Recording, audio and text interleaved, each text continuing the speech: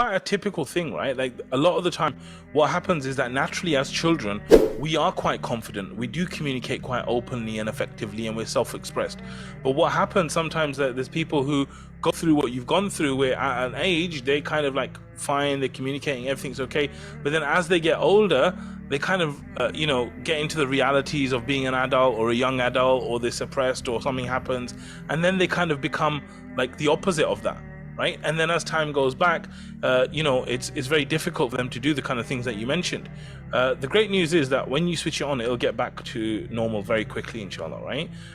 But what you're feeling when you're going around the table, it's very normal, it's very natural, right? Like for me, for example, Alhamdulillah, I feel that I'm very confident, I feel I can communicate very effectively, I'm fine speaking in front of large crowds, all these things.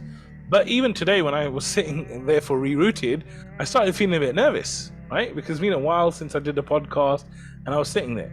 But the main thing to realize is that it's very normal. It's very normal and natural for you to feel these things that you feel when we're kind of going around the room.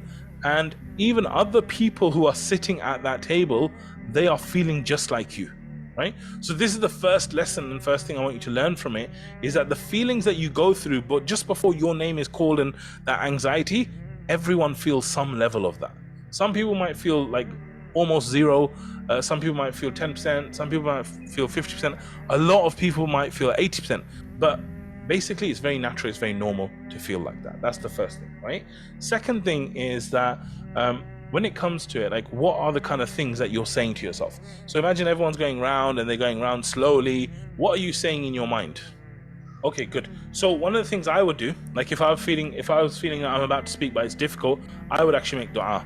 So there's a dua for ease specifically that I would make that dua. Maybe the dua of Musa alayhi salam, when it comes to speaking, I would make that dua. Okay, so one element for me is doing dua, putting your trust in Allah, and feeling confident that, you know what, Allah will handle this. Not me, Allah will handle this, right?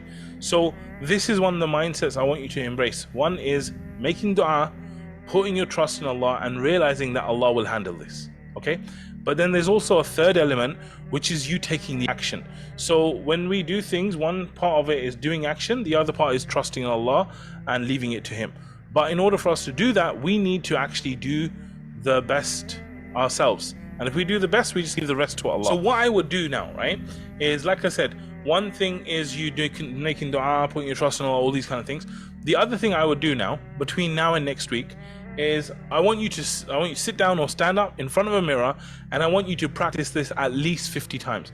Either put a counter on or put something on, whatever, but do it. And every time you do it, I want you to do it with more energy. I want you to do it, like once you do it 4, 5, 6, 7 times, then at that point I want you to start doing it with energy. I want you to start talking about yourself more. I want you to keep doing it. What also could happen is there's other people who feel just like you do, like they feel nervous about speaking up, and they think, poor guy, I feel for him, like I know how hard it is. I mean, a lot of the time that can happen where we're in non-Muslim countries and we're in work environments, and we just feel like we're in an alien environment, and therefore the pressure is more, right?